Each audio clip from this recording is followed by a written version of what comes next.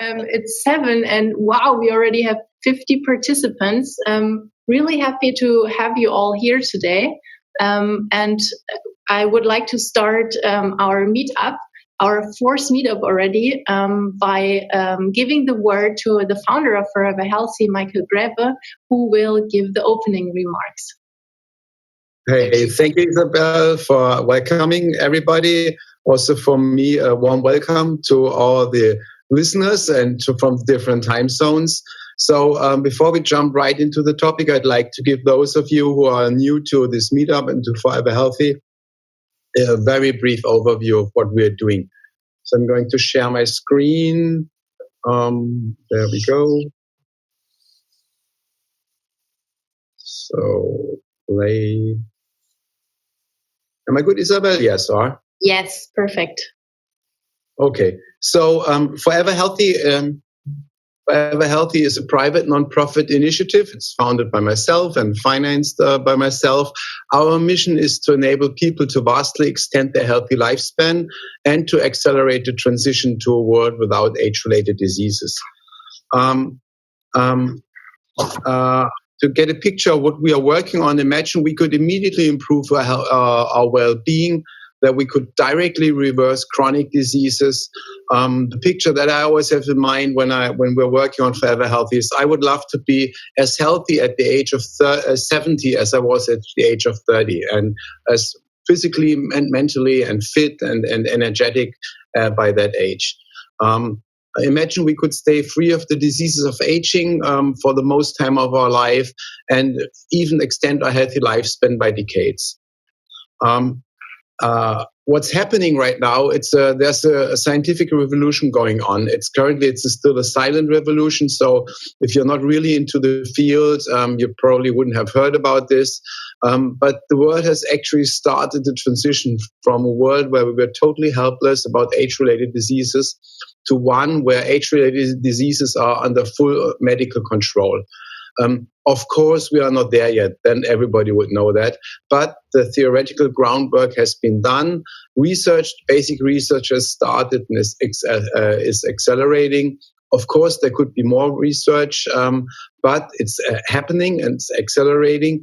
The first drugs and therapies that reverse and slow down or reverse some aspects of aging are under development, and the first generation of age reversal and rejuvenation therapies are even available today. So actually, we have two main areas of focus on Forever Healthy.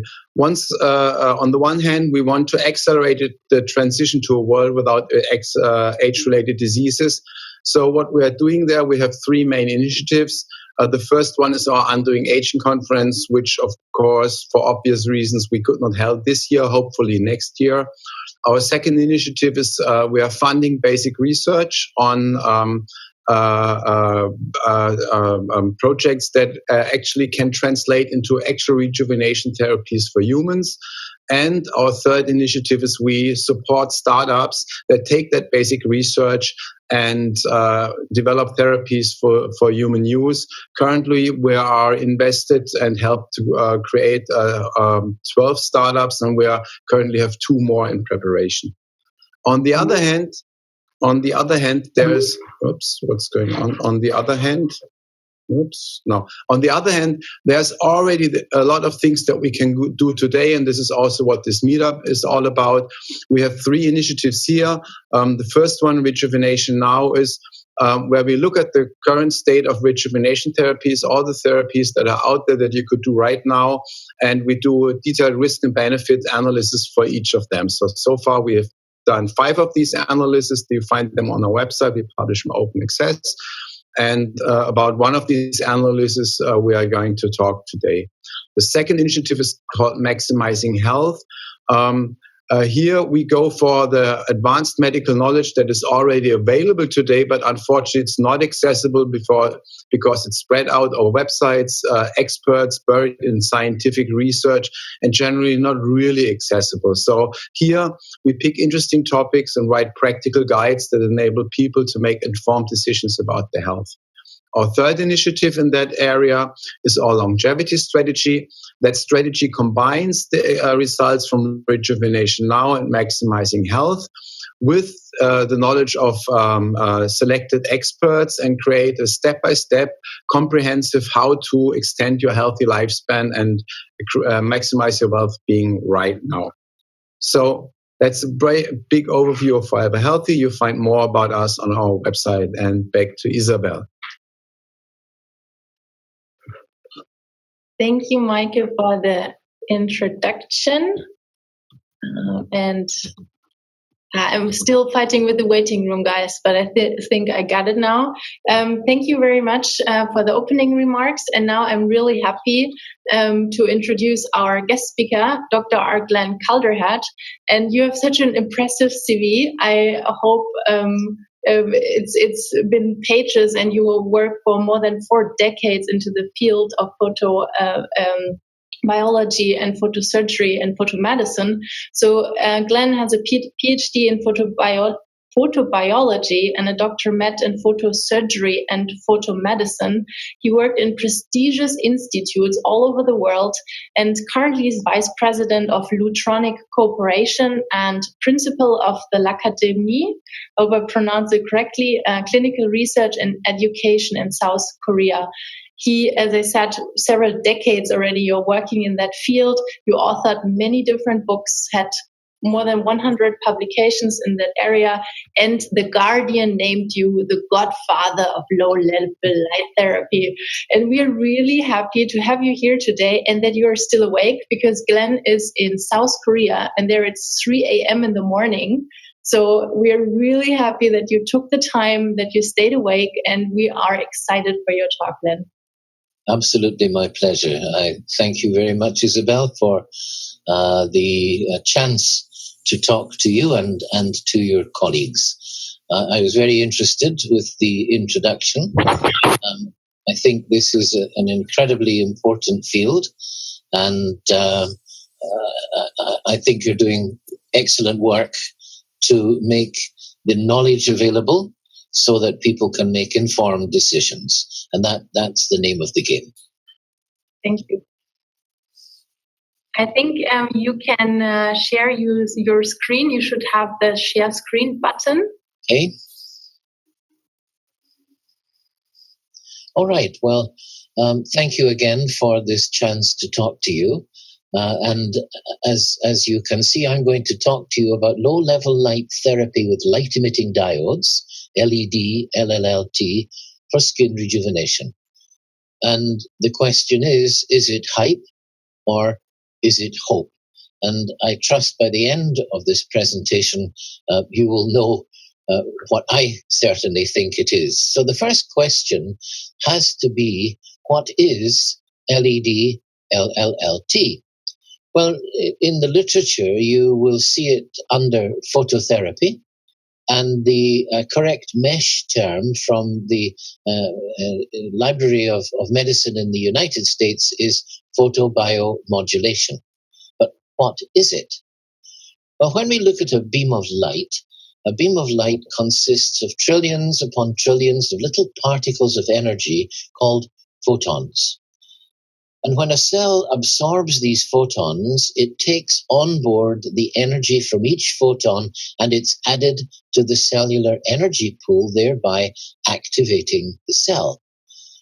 Photoactivated cells can do a number of interesting things. First of all, if they're damaged or compromised, they will be repaired, either by themselves or with a little help from their friends.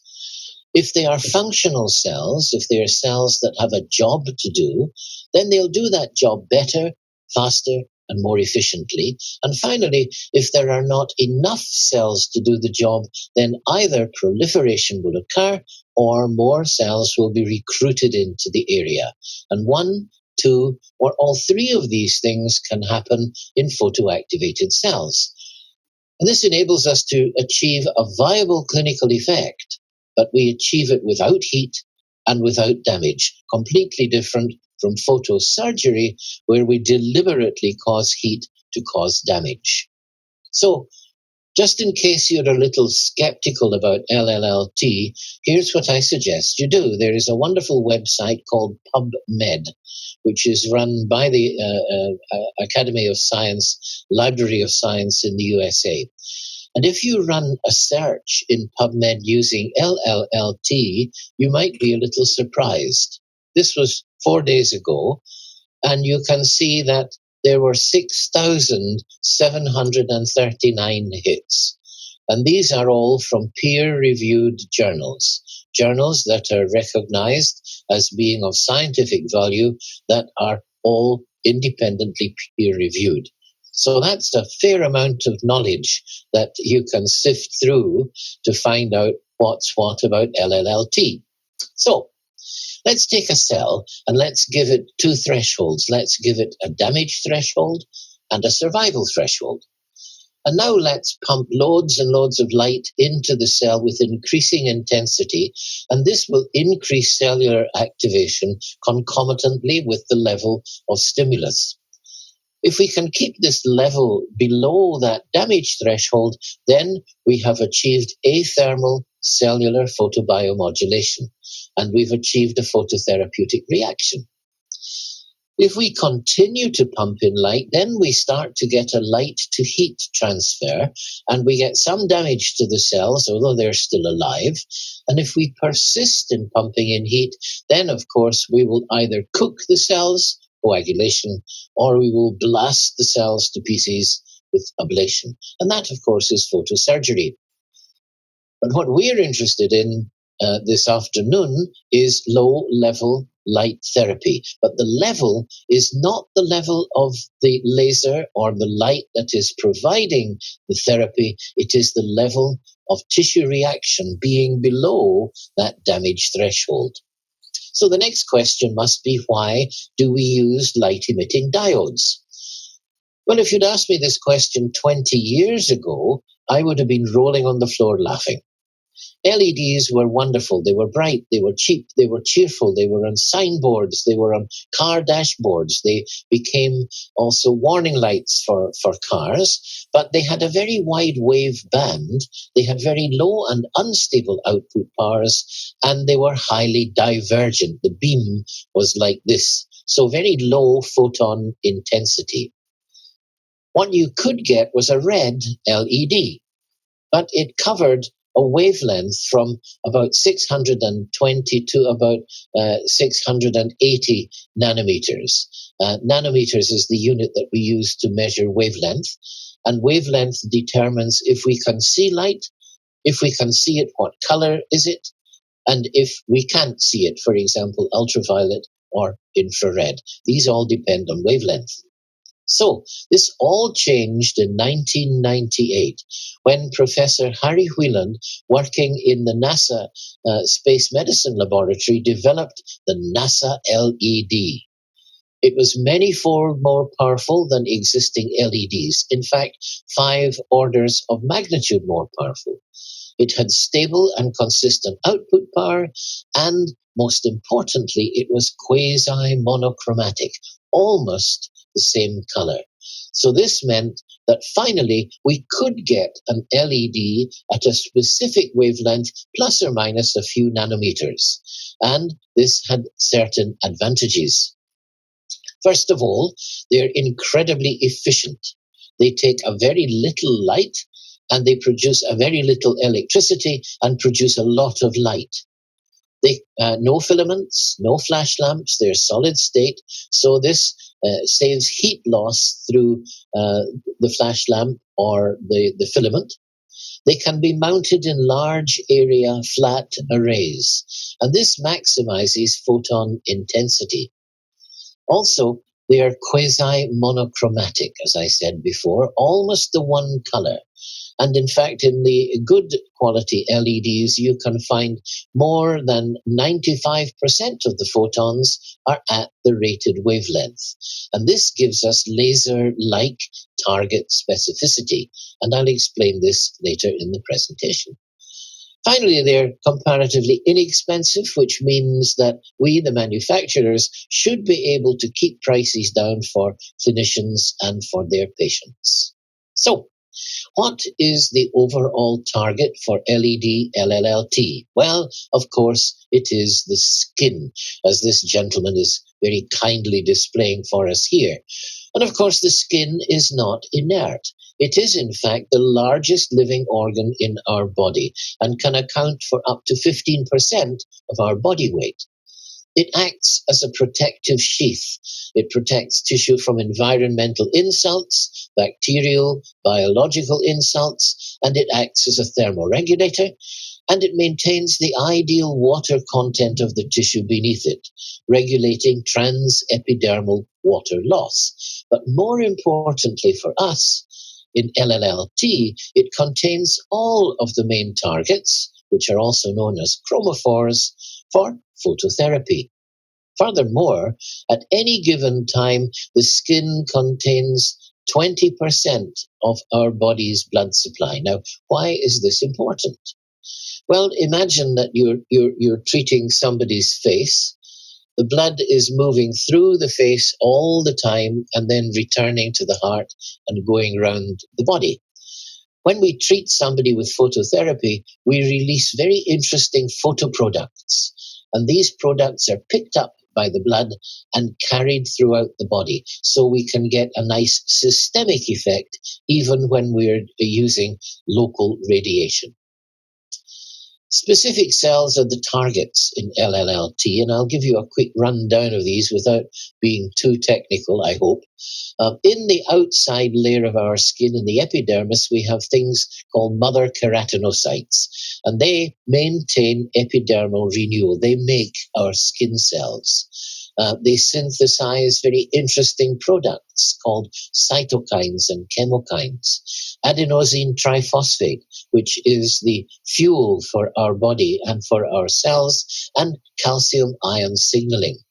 Then we move down into the innermost layer of the skin, the dermis, and we find the fibroblasts, which are multifunction cells making collagen, the building blocks of our dermis, and also elastin that allows our skin to reform when it's been deformed. We have mast cells, which contain wonderful photoproducts that we can release with LLLT.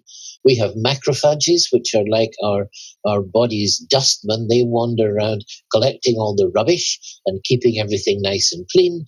And then finally, we have the first line of defense against attacking pathogens, the neutrophils. And these last three, mast cells, macrophages, and neutrophils, all release growth factors.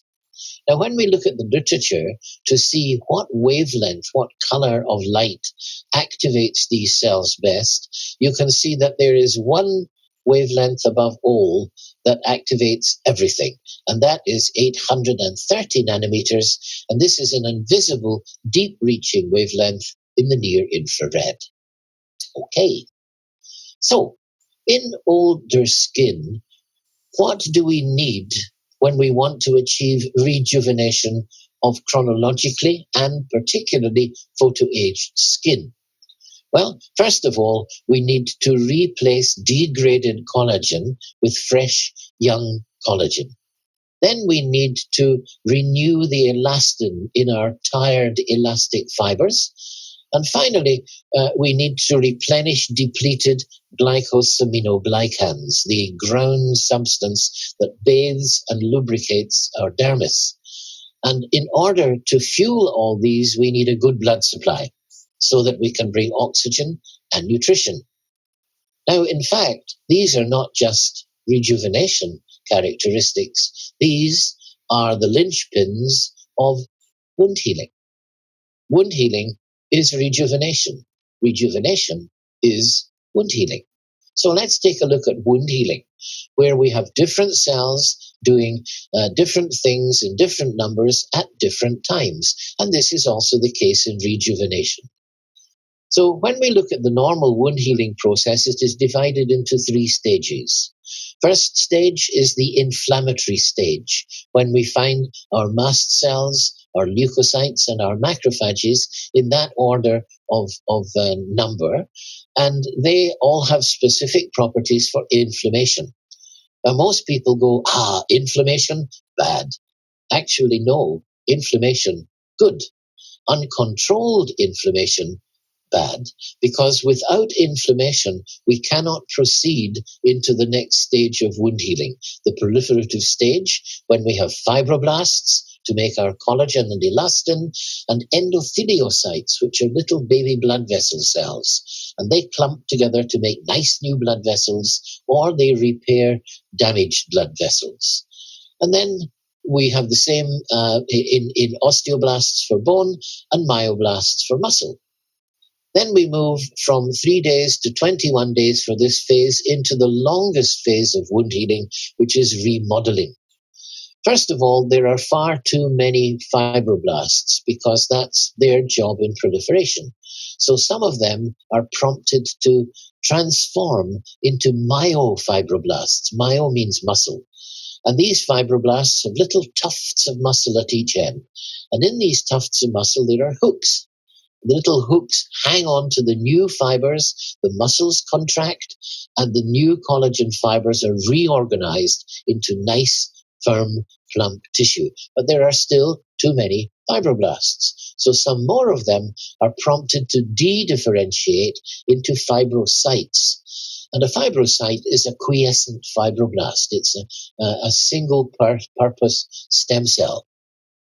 So the end stage of wound healing during remodeling is actually to replenish the stem cell pool in our dermis. So this is the longest phase. As I said, it starts around about 18 days and it lasts for months or even years, depending on the tissue that is being repaired. All right, these are our cells. What happens if we add the wavelength that we saw excites all these cells? What happens if we add 830 nanometers? Well, we first of all create a little bit more inflammation briefly during the inflammatory stage, and this creates a quasi-wound, even in tissue where there is no wound, for example, in rejuvenation. And this allows the photoactivated cells to do their stuff. And the first thing we notice is it speeds up that inflammatory phase. So we exit in 2 to 3 days. We enter proliferation early and we exit earlier in almost half the time and enter remodeling in almost half the time if we don't use LLLT. In other words, healing is accelerated and enhanced. So let's look at this systemic effect that I was talking about. Here we take a number of rats and we created 3 identical burn injuries on the backs of the rats using a carbon dioxide laser. Then we turned the rats over, and in a special jig, we irradiated only the abdomens of the rats, with no light allowed to reach the wounds themselves. And we irradiated on day 0, on day 2, and day 5 post-burn. Then on day 6, we looked at the animals to see how the wound healing was going. And here is a typical control example. The wounds are healing very nicely, as they should, because there's no compromise in these wounds. But when we looked at the indirectly irradiated animals, you can see that the wounds are almost completely or completely healed, indirectly irradiated. Then when we looked at the statistics, we found that for the control animals, none was in the fully healed group and several were still in the 26 to 50% healed group. Whereas in the indirectly treated animals, all of them are better than 71% and many of them are in the fully healed group. That is the healing power of LLLT, not only directly, but also indirectly. This paper is probably the one that I recommend anybody read if you want to see the nuts and bolts of LED LLLT. Dr. Lee took 3 groups of treated patients. One group had 830 on its own. One group had 633 nanometers, which is red light on its own. One group had a combination of the 830 and the 633, and a fourth group was a control group with sham irradiation. The follow-up was 12 weeks. No other treatment was allowed during this time, no creams, no topicals, only hypoallergenic soap. The results were very, very good. Now, I'm not going to show you the pretty pictures because two-dimensional sometimes doesn't show you what's actually happening. What we're going to do is look at what Dr. Lee did and look at what's happening under the skin. Now, remember, no wounds. This is a typical elastotic aging skin in a 45-year-old patient, and it's stained for collagen. And you can see here, 2 weeks after 8 treatment sessions with 830, these deeper red pinkish color means much, much, much better collagen. You can also see the epidermis, which is that deeper pinkish area at the top, is thicker. And you can see right at the top of the epidermis is the stratum corneum, the outermost horny layer of the skin. And you can see it's much better organized. So this is young skin in the same patient without any heat and without any damage. And it wasn't just the collagen. This is elastin, elastic fibers with a different stain. And you can see the same, better elastic fibers, better organized, thicker epidermis, smoother epidermis, young skin. So then we took the skin and we checked it with a machine called a cutometer for elasticity.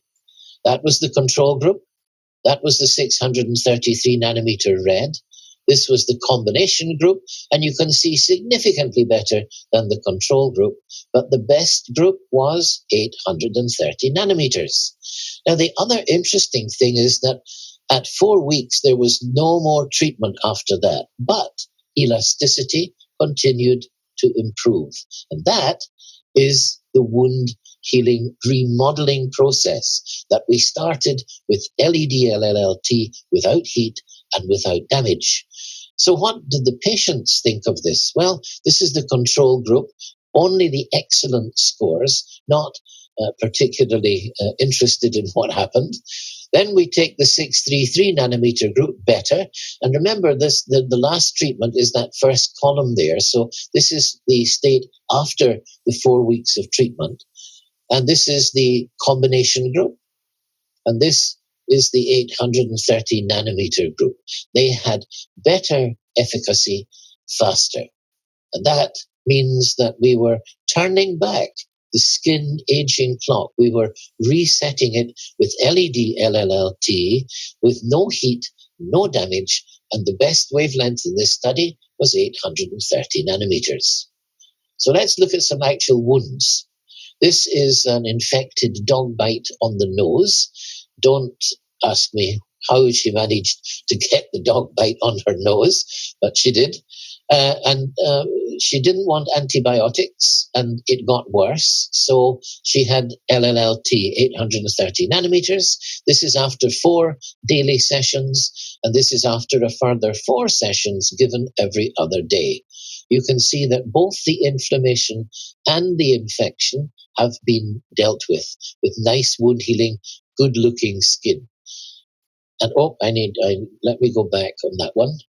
Because if you look at that first picture there, you can see she has rosacea, these reddish patches on her cheeks, and that has also been calmed down by the 830 treatment. This is a young Korean lad who pulled boiling water down on his face, just missed his eye, treated over 4 weeks, twice a week, and this is 5 weeks after the final treatment. Now, the thing about dark skin is if you damage it in any way, PIH, post-inflammatory hyperpigmentation, will color the skin, and you can see no PIH, excellent skin. This is a much more serious burn. This is a high-tension electrical burn, flash burn with this electrician, and very serious. So his epidermis has gone. Therefore, he was treated for 4 weeks, twice a week, 4 weeks rest to let the skin cells work on the information they've been given, and another 4 weeks, and this is 16 weeks after baseline. He was delighted, but his wife was even more delighted because she said he looked younger than he did before he got burned. That's rejuvenation as well as wound healing. So with this brief presentation, I hope I have shown you that you shouldn't stick your head in the sand and ignore LLLT. And I believe truly there is hope for LED LLLT, not just as a standalone modality, but perhaps even more interesting as an adjunctive modality to anything else you do to the skin, whether it's creams or sera, or it's laser or IPL or microneedling. If you add LED LLLT, then you will get better results. Thank you very much indeed for your kind attention. Thank you very much. This was an amazing talk. And yeah, thank you for your talk. We will have questions later. We will now have one more brief presentation, low-level therapy, low-level light therapy part 2, where I see we are already getting questions. I will be sharing my screen now. So low-level light therapy part 2, I would like to now switch the gears a little bit because we heard a lot from Glenn already, which was an amazing talk and a really good introduction to low-level light therapy and what it can do and what a powerful technique it is.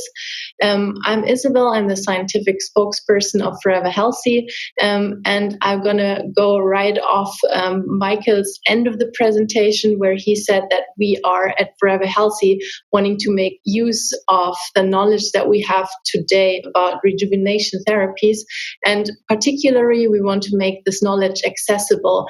And that was also really nice, Glenn, what you said in the beginning. We would like to provide guidance for everyone in this cowboy style market, and especially in skincare, skin rejuvenation. There are many products that are offered in this marketing driven service offerings.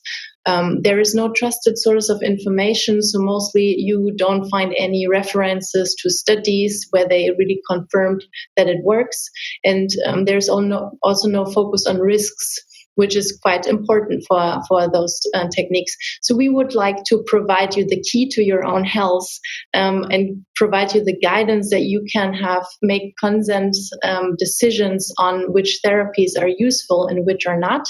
And for that, we also have a risk and benefit analysis for low-level light therapy. For low-level light therapy, we started off to screen 1,863 paper. Glenn already showed in his presentation there are a lot of publications on low-level light therapy. We screened through them to identify 57 suitable clinical trials where we identified 28 benefits and 14 risks. Our publication also, with all the reference to the original publications, can be found on our website. And there were some challenges that I want to show you, which is that there are a variety of different light sources used. There was no coherent treatment protocol, but now there is, which you will find at the end of our presentation, because we identified a treatment protocol for this. I think Glenn can also tell us more about it later in the Q&A. The challenge was also that many of the clinical trials were rather small studies and no placebo group, and a declared conflict of interest. And this is also something that we would like to give you on your way. If you are thinking of certain therapies and you are reading through, going through how Glenn recommended to PubMed, and you're finding studies, sometimes if you are looking at, for example, a product, sometimes this research is sponsored by the company that produces the product, which doesn't make the research not trustable. It's just something that you should have at the back of your head. And this is the conflict of interest that's always declared on the paper. And we found 18 that had this conflict of interest. And now something that was also, we were wondering, how do you really recognize if skin is rejuvenated? So how do you assess this? And there are many different methods to do that, and mostly it's done by pictures. You make a picture of a face, and something that we identified as a method that is quite a trustable method in this regard is a double-blinded picture study. And this is also something that you should look out for, that something is double-blinded, especially when it's pictures. Glenn, the pictures that you show, they're very obvious that something changed. But for rejuvenation, sometimes if there are fine lines that disappeared or not, is sometimes difficult to judge. So if neither the one that gives the treatment nor the one that judges the pictures knows whether the patient was in the therapy or in the placebo group, it reduces the bias.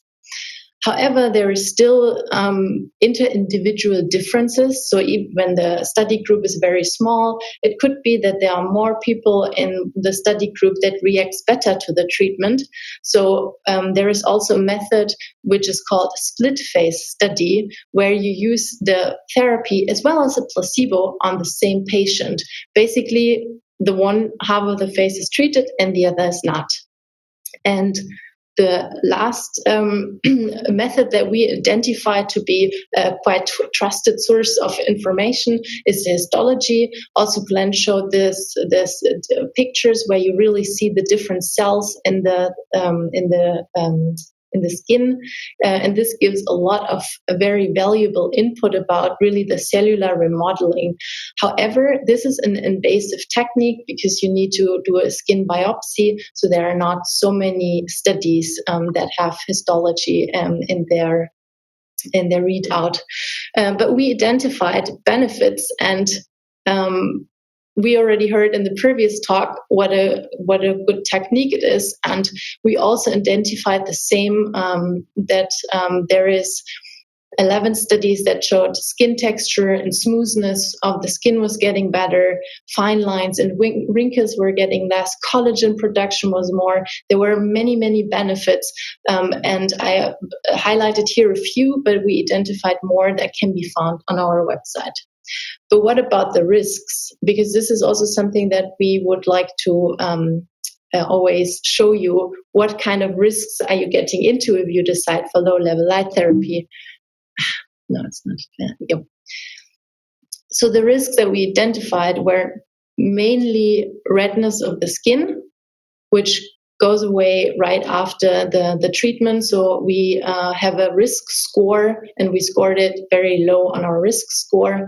Something hyperpigmentation was also recognized in 12 studies, but this also went away after the treatment, so it also got a very low risk score. In only one clinical trial, there were ocular symptoms reported, so blurriness of the vision, which can be prohibited by wearing protective eyewear. And we also looked at more cellular levels, which cells are being activated by which wavelengths. But because Glenn already gave it away so nicely, that 830 nanomolar nanometers are working on all kinds of different cell types, I left this part out, and I would like to go to my last slide, the therapeutic protocol. As I mentioned, there is no consent in the clinical studies that we reviewed. There were many different protocols, but the protocol that we identified had the most benefits and the least risks is the following: 9 treatments over a 5-week period, infrared for 6 times, and red light for 3 times for 20 minutes treatment, and the device should be 1 centimeter distance from your face. All the details to how we get to this protocol and more details about the exact research can be found on our website on the knowledge base. And with that, I would like to say that we are still growing our team. So if you are looking for a very exciting, innovative new career, then visit our website, because you find our job openings there. and then join our team.